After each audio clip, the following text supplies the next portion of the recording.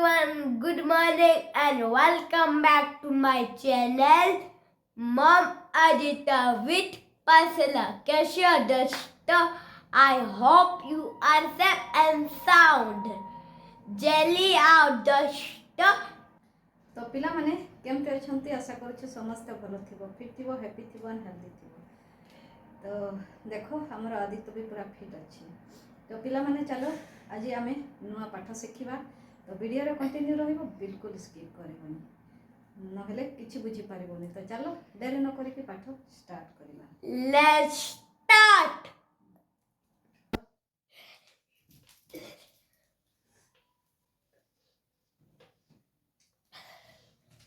तो पिला माने चलो आज आमे कोन किया ठीक अछि. छोट पिला मानन को पाई टिके हार्ड हेई थाए. तो केमती इजी रे सिखिबे तमे आमे सेई अनुसार सिखेबा है ना. तो आमे छुआ मानन को छोट पिला मानन को आमे प्रेशर देबानी. बहुत सुंदर भाव रे धीरे धीरे एही सरल आईडिया रे सिखेबा. ठीक अछि. देखो दुई को पणिकिया ठीक अछि. एके दुई ओके दुई. तो आमे पिला माने युक्त तो जानि छे आगो वीडियो रे आमे युक्त सीखी छे. ठीक अछि.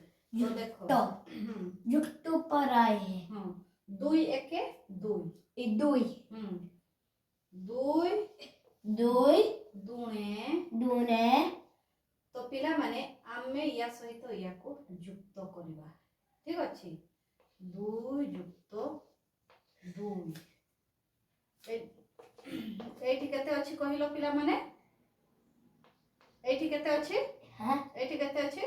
दुई दुई एक दुई. एठी केते अछि. दुई एक दुई. काउंट करो. एक दुई तीन चार. हां चार. तो पिला माने आमे एठी लिखिबा चार. ठीक अछि. सेमती देखो दुई तीरी एटा केते चार चार चार युक्त एटा केते. हां केते एटा दुई दुई. एठी केते अछि. चार एक दुई तीन चार. एठी केते अछि. दुई एक दुई मिसे दियो. एक एक दुई दुई तीन तीन चार चार पाँच पाँच आठ छ. छ. एठी लिखिबा छ. छ. दुई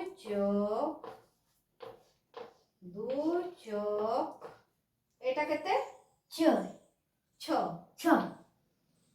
युक्त एटा केते दुई दुई एटा केते छ. एक दुई तीन चार पाँच छ. और एटा केते दुई दुई एक दुई मिसे दियो. एक एक दुई दुई तीन तीन चार चार पाँच पाँच छ छ सात सात आठ. आठ. आठ को आमे एठी लिखिबा. आठ को लेखिबा. देखो दुई दुई गुणन हां गुणन गुणन पाँच. पाँच. हां एटा केते आठ. आठ. आठ युक्त एटा केते दुई दुई इज इक्वल टू एटा केते आठ. आठ. एक दुई तीन चार पाँच छ सात आठ. एटा केते दुई एक दुई मिसे दियो. एक दुई एक दुई तीन तीन चार पाँच पाँच छ छ सात आठ नौ नौ दस. दस. एठी लिखिबा दस. तो बुझी पारिलो पिला माने बहुत इजी ना बहुत सरल ना.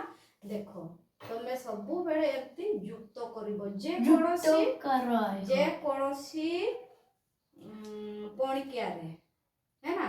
तुमे देखो दुई एके दुई दुई दुणे चार हैला कि नहीं. दुई तीन छ दुई चौक आठ दुई पंचान दस. तुमे सबु बेले दुई एके दुई एटा बाहर करलो या सहित युक्त करिवो है ना. तारो उत्तर एठी लिखिबो है ना. तापर या सहित पुणी ए दुई को युक्त करिवो. हां जेति कि या सहित युक्त करके देखो चार युक्त दुई या को मिसई देबा.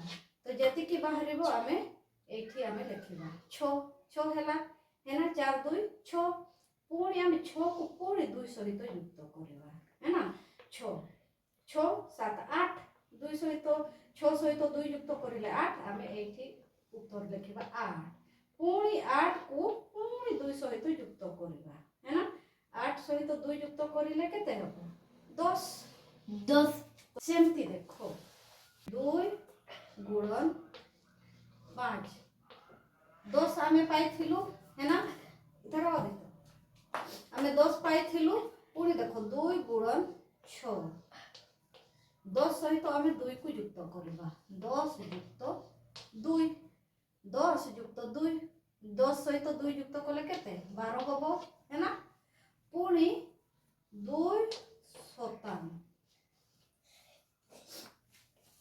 তো আমরা এটি 12 বাহারিছি 12 সহিত আমি পুଣି এই 2 को যুক্ত করিবা ঠিক আছে 2 12 13 14 হ্যাঁ পুଣି এটি তার উত্তর লিখিবা 14 ঠিক আছে সেমতি 2 গুণন 8 ইজ ইকুয়াল টু আমি পুଣି 14 সহিত 2 যুক্ত করিবা 14 যুক্ত 2 है ना 14 যুক্ত 14 15 16 16 है ना 16 পুনি আমি 2 গুণন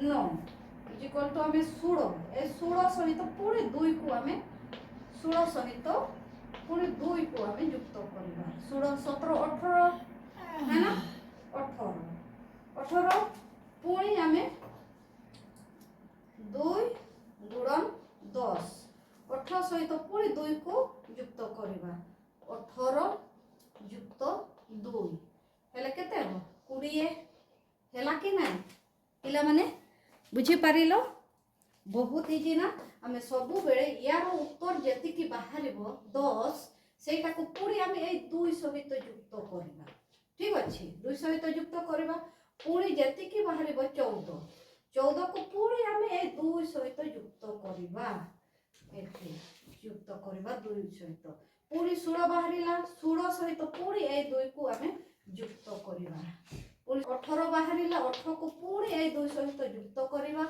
তো যেতিকি হেলা এটা লাস্ট 2 10 20 হেলা কি না 2 5 10 212 205 14 2 8 16 2 9 18 2 10 20 তুমি যেতে भी 100 पर्यंत पणकिया एमती तुम्हें कर बहुत सहजरे तुम्हें पणकिया करि परिबो खाली युक्त जानिथिबा दरकार तुम्हें बिल्कुल मकस्त करबोनी खाली मुहरे मुहरे कहि चलिबो ठीक अछि पिला माने ओके तो ठीक अछि पिला माने आजिर पाठ केमिति लागला कमेंट करके निश्चय कहिबो जदि वीडियोटी भलो लागुथबो ताहेला लाइक शेयर सब्सक्राइब करबा पई बिल्कुल भूलिबोनी एमिति आमे नुवा नुवा पाठ नै कि आसीबो तो ठीक अच्छे पिला माने चलो आजिर पाठ आम एठी समाप्त करवा पुणी काली देखा नुआ पाठ सहित जय Jagannath please friends like share and subscribe जय जगन्नाथ जय साई राम।